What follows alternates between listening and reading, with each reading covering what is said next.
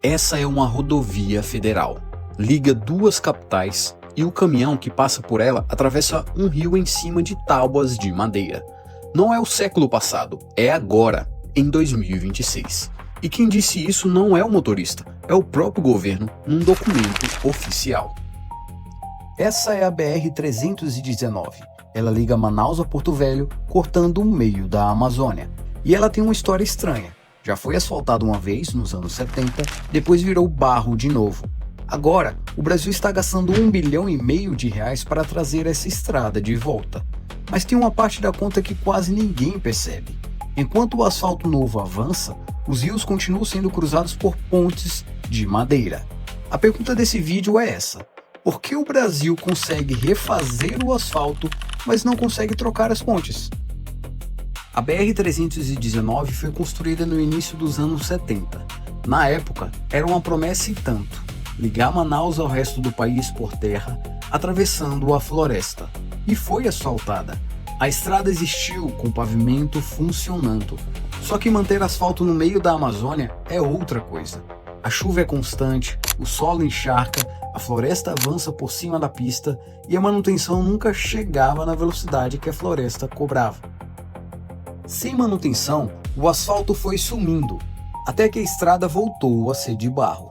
O próprio governo descreve assim num documento oficial: uma rodovia que no passado foi asfaltada, mas foi abandonada e se tornou uma estrada de barro. Ou seja, não é uma obra que nunca ficou pronta. É uma obra que ficou pronta, foi perdida e agora precisa ser refeita do zero. Por anos, quem vivia ali dependeu de balsa e de trecho intransitável na época das chuvas. E quando o Brasil finalmente decidiu refazer a estrada, esbarrou no ponto mais difícil de todos. Não é o asfalto, são os rios. Refazer asfalto é relativamente simples. Você prepara a base, espalha o material e compacta. Dá para fazer quilômetros por semana. Ponte é outro mundo. Cada rio exige um projeto próprio. Você precisa saber a profundidade, a força da correnteza, como o leito se comporta na cheia e na seca. Depois, precisa fazer a fundação embaixo da água, no fundo de um rio amazônico. E tudo isso no meio da floresta, longe de tudo, onde levar um caminhão de concreto já é uma operação muito grande. O problema é que madeira apodrece, pega fogo e não aguenta caminhão pesado. Ela resolve hoje e cria o problema de amanhã. E os números mostram o tamanho do desafio. Só no trecho mais crítico, o chamado trecho do meio, são 14 pontes que ainda precisam até de projeto. O projeto dessas 14 pontes, só o desenho da engenharia, foi orçado em R$76 milhões. O projeto, não a obra. Dessas, 3 já tiveram a construção liberada pelo órgão ambiental sob 3 igarapés do trecho. Mas, para entender por que essa estrada ficou décadas parada, a gente precisa falar de uma coisa que não é engenharia. É a floresta em volta dela. Se você está curtindo, faz 2 coisas rápidas para mim. Deixa o like e se inscreva no canal. Leva 2 segundinhos e ajuda demais esse canal a crescer. Agora vamos à parte mais complicada dessa história. A BR-319 corta uma das áreas mais preservadas da Amazônia, e isso põe 2 coisas legítimas em rota de colisão. De um lado, Manaus, uma cidade que fica quase ilhada quando o transporte por rio ou por ar falha, falta comida, falta combustível, falta remédio. Do outro lado, o medo do desmatamento. Onde o asfalto avança, a floresta costuma recuar. Esses 2 lados brigam há décadas, e foi essa briga que deixou a estrada no barro por tanto tempo. Em 2025, o Congresso mudou a lei ambiental. A nova regra permite obras de manutenção em estradas que já tinham sido asfaltadas antes, sem exigir novo licenciamento. Foi isso que destravou a BR-319.